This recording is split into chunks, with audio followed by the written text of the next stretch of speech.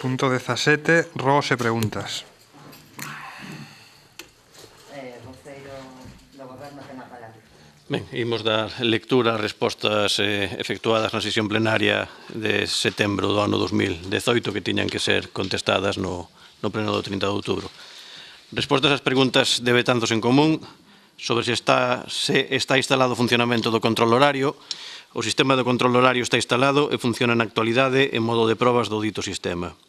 Respecto ao funcionamento do sistema e o xeito de fichar, todos os traballadores e traballadoras terán que fixar nas dependencias onde levan a cabo os seus cometidos. Aqueles e aquelas que traballan en varias dependencias ou principalmente na rúa ou na asistencia domiciliaria teñen a posibilidade de fichar de forma telemática ou na dependencia que se habilitou como comodín.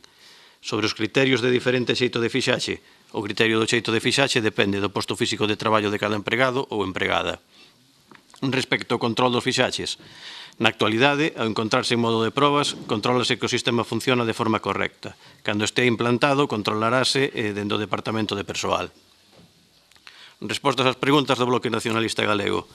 Sobre o magnolio situado na Praza de Lanzós, un especialista na materia xa está estudando as accións que son necesarias para a conservación desta árbore. Respecto aos servicios de madrugadores e comedor no CEI Vales Villamarín, segundo consta no Concello, o servicio de madrugadores e comedor do CEI Vales Villamarín, dende que está xestionado directamente polo Concello, os usuarios están altamente satisfeitos sin que se den queixas ao respecto.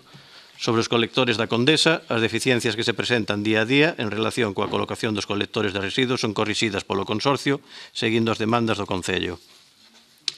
Respecto ao novo proxecto da senda aos Caneiros, xa se lles explicou no seu momento que, debido ás modificacións formuladas por distintos grupos ecologistas, o proxecto conta con menos obra civil ao eliminar a escollera e outros elementos, pero incrementase a zona afectada de forma considerable no tramo a continuación de Fonte dos Ángeles, o que leva consigo un aumento de actuacións, incrementándose o custo nesas actuacións na mesma medida que o aforro producido pola eliminación da obra civil. Sobre as queixas sobre a emisión dos plenos pola emisora municipal, as retransmisións dos plenos municipais realízanse dende o ano 2007 a través das liñas de cobre. Dende hai un ano, aproximadamente, os cortes na liña durante a retransmisión son constantes.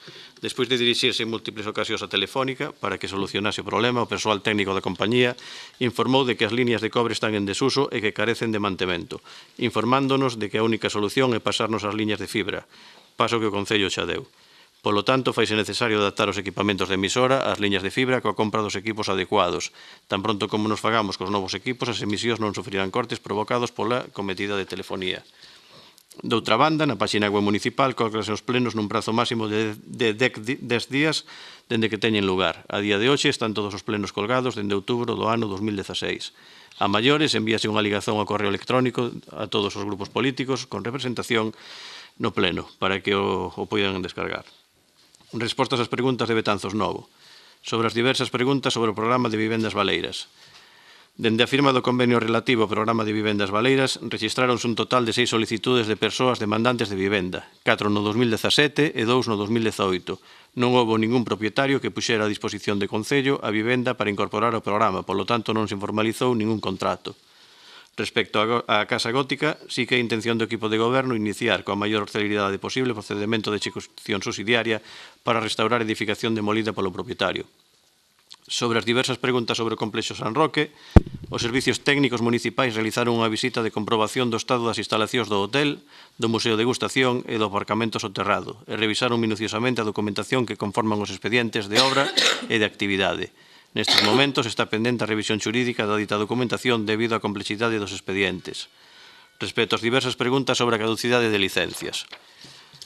As licencias de obra concedidas entre os anos 2002 e 2010 e non executadas foron caducadas por este goberno. Sobre o edificio do Mandeo 50, manifestar que en caso de que se decrete a caducidade da licencia e no caso de solicitar unha nova, o volume de edificabilidade sería moi similar ao existente, salvo que Patrimonio considerase o contrario en función do impacto visual.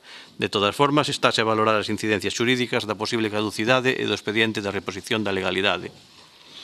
Sobre a emisión dos plenos pola emisora municipal, as retransmisións dos plenos municipais realízanse dende o ano 2007 a través de liñas de cobre. Dende hai un ano aproximadamente, os cortes na liña durante a retransmisión son constantes. Despois de dirixirse en múltiples ocasións a Telefónica para que solucionasen o problema, o persoal técnico da compañía informou de que as liñas de cobre están en desuso e que carecen de mantemento, informándonos que a única solución é pasarnos as liñas de fibra, paso que o Concello chadou. Polo tanto, faise necesario adaptar os equipamentos de emisora ás liñas de fibra coa compra dos equipos adecuados. Tan pronto como nos fagamos cos novos equipos, as emisións non sufrirán cortes provocadas pola cometida da telefonía. Respostas ás preguntas do PP sobre os mantementos no CEI Vales Villamarín e no IES Francisco Aguiar. O Concello levou a cabo e o segue a facer de forma constante os mantementos necesarios e requeridos no CEI Vales Villamarín e no seu aulario. No IES Francisco Aguiar, compre recordarlles que o Concello non ten ninguna competencia no mantemento do centro. Polo tanto, estes lle corresponden á Xunta de Galicia. Respecto á praza de Enrique IV, as obras a levar a cabo nesta praza iniciaránse unha vez aprobado por parte da Diputación Provincial o novo proxecto de execución para así, dende o Concello, volver a licitar o dito proxecto de obras. Ben, non sei se queren ler as preguntas que tiñan na sesión ordinaria. Voceiro da BNG. Temos recibido queixas do aspecto que ofrece o porto da cantidade de barcos abandonados que hai tanto no propio recinto portuario como no carrizal que hai ao seu redor. Hai un tempo anunciaran xestións para acabar con esta situación, polo que queríamos saber que deron de sí e que actuacións teñen pensado levar adiante para poñer fin a esta situación e os prazos que contemplan. 2. Veciñanza de diversos puntos da cidade ten manifestado o seu malestar polos vehículos estacionados en doble fileira impedindo o tránsito e mesmo o paso de peóns en diversos puntos da cidade como o cruce de Linares Rivas e a avenida Jesús García Naveira, a Rúa dos Ángeles, a avenida de Castela, a Rúa do Rollo, etc. Por que motivo se consinte adiar esta situación? Cando e de que maneira teñen previsto poñer fin á situación que entraña un considerable perigo? 3. Nas últimas semanas, a suposta zona acoutada para as motos do campo das fins de semana desapareceu, de forma que ocupan boa parte da praza, excluindo e comprometendo a seguridade dos peóns. Nós cuestionamos que prioricen este estacionamento co que conleva sobre o benestar da veciñanza, mas xa de o facer, pedimos que garantan a seguridade das persoas que utilizan a praza. Como teñen pensado controlar esta situación? Consideran que é o mellor uso posible para esta praza?